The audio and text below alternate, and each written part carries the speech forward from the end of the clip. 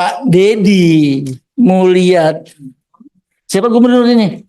Gubernur yang sana Lambetura itu macam-macam. Dia mengatakan saya akan mengongkosi seluruh UMKM 10 juta kalau dia bisa vasektomi. Saya akan itu. Masa untuk penyelenggaraan Kormi tidak bisa mengutus utusan? Silakan Bu Dewi Koryati. Ada.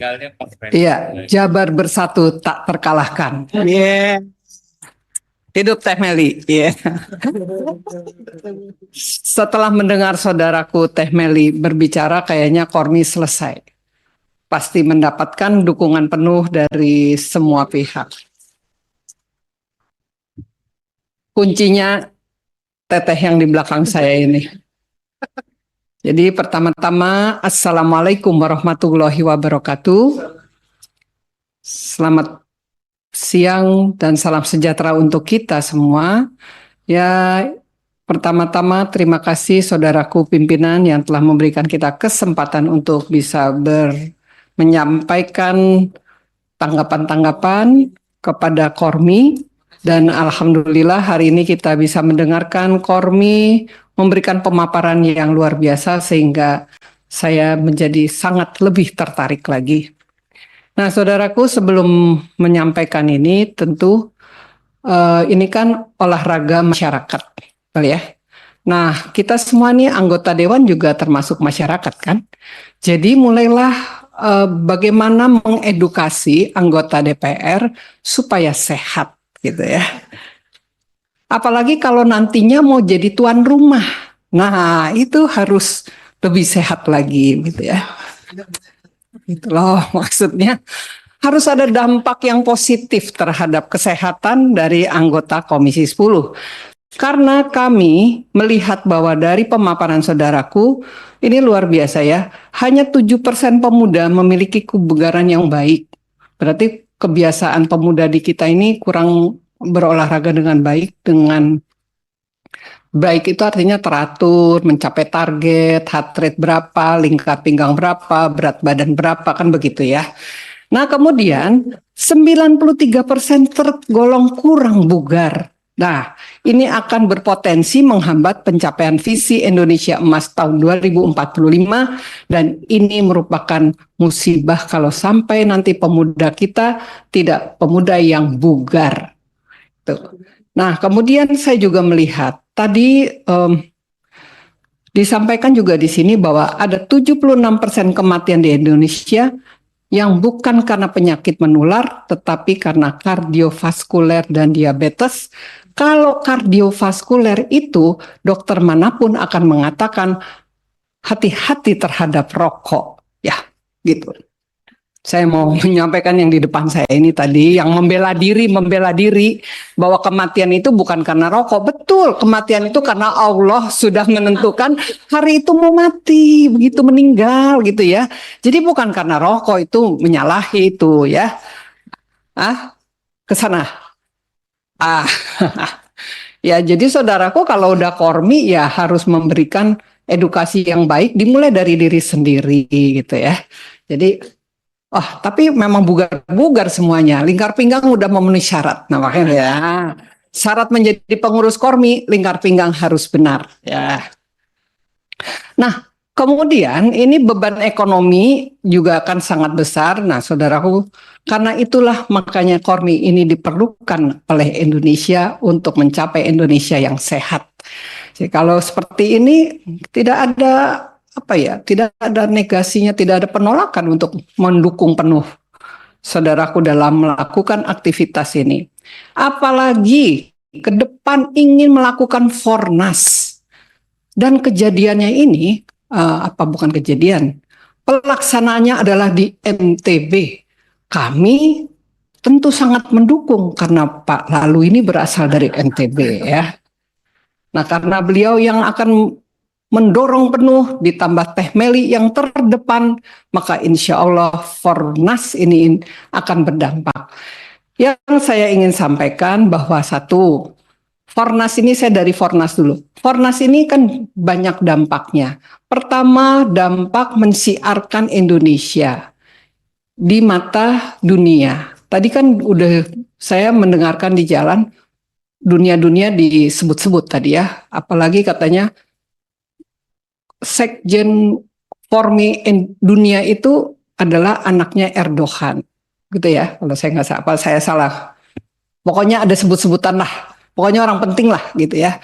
Nah, menurut saya memang betul sekali dengan Fornas ini kita ada dua dampaknya, yaitu dampak untuk menarik wisatawan di luar negeri untuk mau ke Indonesia, dan jangan itu juga wisatawan Indonesia ke NTB.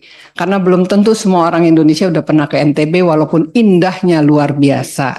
Nah, inilah alasan kita mengunjungi NTB, gitu ya. Mana Pak Lalu? Dewi Koryati dari PAN. Bengkulu. Iya. Nah, jadi pertama tentu pikirkan dampak ekonomi yang akan ditimbulkan, dampak dari siar tentang wisata di Indonesia. Karena itu perlu ada kerjasama yang baik dengan Kementerian Pariwisata, sehingga program ini yang begitu hebat dan luar biasa berdampak positif kepada pariwisata. Karena kita tahu pariwisata ini akan menghasilkan ekonomi yang sangat tinggi. Bahkan kalau dulu Indonesia ini nomor 2-nya adalah dari pariwisata. Nah, yang kedua yang saya ingin sampaikan ini soal Kormi sendiri. Kormi kan kedengarannya tadi indah sekali, bagus begitu ya. Cuman saya lagi bingung itu nanti kolaborasinya dengan Kementerian Pemuda dan Olahraga itu seperti apa ya? Jaringannya seperti apa? Karena kalau kita menginginkan Indonesia ini bugar, tidak ada ceritanya kalau tidak semuanya merasakan bahwa olahraga itu adalah kebutuhan dari hidup. Jadi kalau kita itu tanpa olahraga di pagi hari, misalnya kalau saya kan tiap pagi kan saya olahraga ya. Kalau saya tidak olahraga tiap hari, saya tidak merasa bahagia hari itu. Karena begitu kita berolahraga, maka hormon kebahagiaan akan keluar. Nah, ini yang perlu disosialisasikan. Jadi jangan menjadi olahraga itu menjadi beban dalam kehidupan, tetapi menjadi bagian dari kehidupan. Yang kedua, pengertian juga bahwa berolahraga cukup di ujung minggu, Sabtu dan Minggu, kata teman saya yang di sebelah ini ya. Kita olahraga Sabtu Minggu itu nggak bisa juga. Makanya tugas Kormi ini bagaimana menjadikan olahraga ini menjadi bagian dari hidup, dan kalau tanpa berolahraga di pagi hari ada sesuatu yang kurang. Demikian dari saya, dan tentunya saya mendukung penuh, berharap bahwa nanti Kormi ke depannya akan lebih berdaya, karena kita lihat daya dukungnya akan lebih besar lagi. Dan sebagai pembuktiannya adalah Fornas ke-8 itu akan sukses. Luar biasa. Billahi taufik wal hidayah. Wassalamualaikum warahmatullahi wabarakatuh. Tambahan lalu. Salam Kormi. Sebentar. Salam Kormi, sehat, bugar, gembira, dan bahagia. Terima kasih, saya kembalikan. Terima kasih Bu Dewi. Saya laporan sedikit Bu Dewi, lingkar pinggang saya sudah turun. Tadi agak sensitif tadi tuh, Mas. Sensitif. Terima kasih, semangat sekali Bu Dewi, dan kita berharap Bengkulu juga kirim kontingen ke Nusa Tenggara Barat. Sebelum ke meja pimpinan, kami persilakan Bang Andi Muawiyah Ramli. Assalamualaikum warahmatullahi wabarakatuh. Terima kasih Pak Lalu dan Bapak Ibu semuanya yang saya hormati. Alhamdulillah sangat menarik sekali dengan Kormi ini. Pertanyaan saya singkat-singkat saja. Apakah relasi Kormi dengan Kementerian Pemuda dan Olahraga? Bagaimana relasinya? Karena sepanjang pertemuan ini kurang lebih 2 jam, tidak sekalipun saya mendengar Kementerian Pemuda dan Olahraga itu disebut. Padahal kita ini bermitra kerja juga dengan Menteri Pemuda dan Olahraga. Itu pertanyaan pertama. Yang kedua, melihat banyaknya kegiatan spektakuler dari Kormi ini, pertanyaan kita tentu saja, dari mana mendapatkan dananya? Tuh pertanyaan kedua. Ringkas-ringkas saja. Ketiga, tentu saja saya ingin mendapatkan gambaran apakah sudah ada himne dari Kormi ini. Tuh. Yang keempat, dari cheerleading tadi, ya, yang cantik ini, apakah ada kursus untuk menjadi cheerleading di Indonesia? Itu cheerleading apa, Iya. cheerleader ya? Cheerleader, Pemandu izin pemandu menjawab, sholat. Bapak, ya. Nah, itu kan menarik sekali itu saya lihat. Nah, nanti pertanyaan dijawab. Kelima, tentu saja Anda akan melakukan Kornas di negeri santri, negeri 1000 masjid, negerinya Pak Lalu. Mudah-mudahan kalau tadi Korni ini akan melaksanakan di sana akan berdampak ekonomi. Mudah-mudahan karena Anda akan mengundang kurang lebih di atas 50.000 orang datang ke sana, tidak meninggalkan dampak negatif bagi keberagamaan orang NTB. Ada Pak Lalu nanti akan mengawal itu. Beliau asli di sana. Yang terakhir tentu saja ingin saya sampaikan, dan ini sangat mengerikan. Kalau Pak Dedi melihat siapa gubernur ini? Gubernur yang sana Lambetura itu macam-macam. Dia mengatakan saya akan mengongkosi seluruh UMKM 10 juta kalau dia bisa vasektomi. Saya akan ini yang akan itu. Masa untuk penyelenggaraan Kormi tidak bisa mengutus utusan? Wah, ini betul-betul itu luar biasa. Dia kan kontennya luar biasa setiap hari itu. Masa dia bisa mengongkosi anak nakal untuk dididik di Kodam Siliwangi, tapi untuk utusan Kormi ke NTB tidak mampu melakukan itu. Naib sekali gubernur ini kalau gitu. Sangat naib. Karenanya kita gugah di forum ini, Pak Dedi, silahkan utus Kormi Jawa Barat ke NTB.